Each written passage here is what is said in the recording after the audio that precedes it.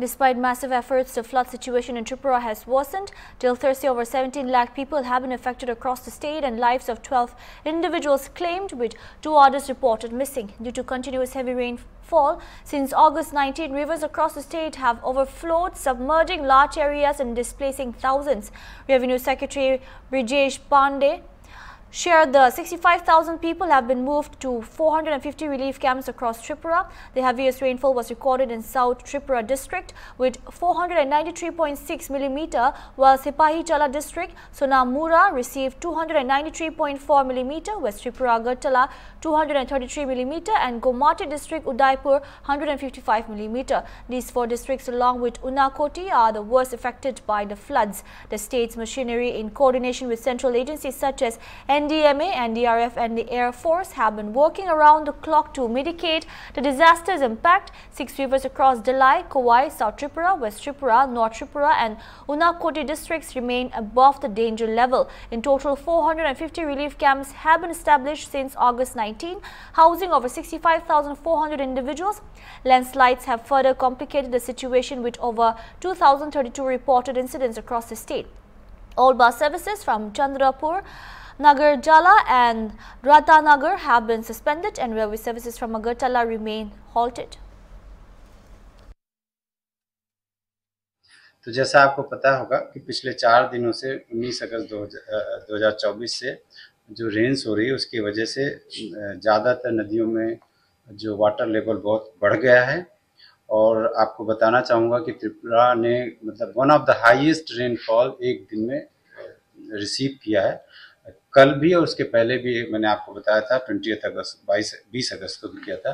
तो कल का जो 22 अगस्त का आज का जो रिपोर्ट है उसमें जैसे बुकाफा में 493.6 मिलीमीटर, सिपाही जिला डिस्ट्रिक्ट में सोनामुरा में 293.4 millimetre and west Tripura district में अगरतला में भी 233 मिलीमीटर जो आपने भी देखा होगा, और गोमती डिस्ट्रिक्ट में उदयपुर में 155 मिलीमीटर रेनफॉल रिसीव हुई। तो आप उसी से ये एक्सपेक्ट कर सकते हैं कि कितनी ज़्यादा कितने कम समय में रेनफॉल हुई, उसकी वजह से बहुत ज़्यादा फ्लड की प्रॉब्लम आई है।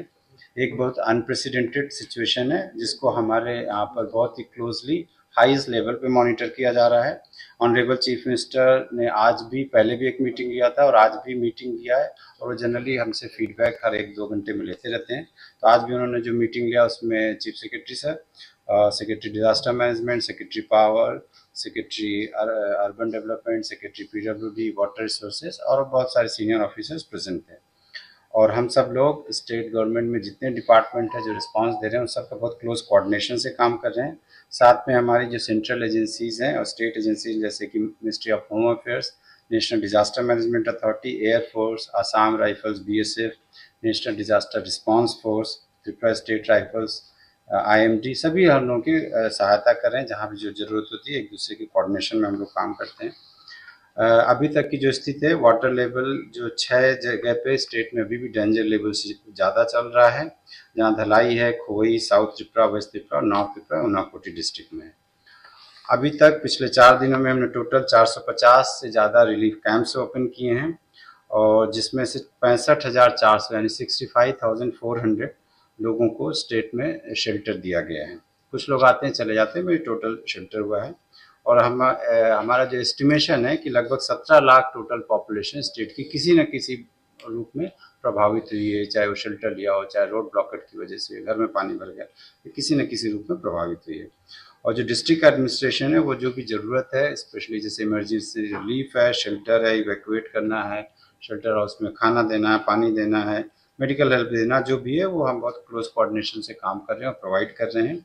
इसमें rural development department, water resources, power, PWD, forest, police, fire service, paramilitary forces सब राउंड द क्लॉक पिछले 4 दिनों से एकदम बहुत ही अच्छी तरह काम कर रहे हैं, बड़ी मेहनत से काम कर रहे हैं, और कि जिससे कि जो फ्लड में इवैक्यूएशन हो सके, रेस्क्यू हो सके, और कैसे हम लोगों को बचाएं और कैसे उनको रिलीव किया जाए।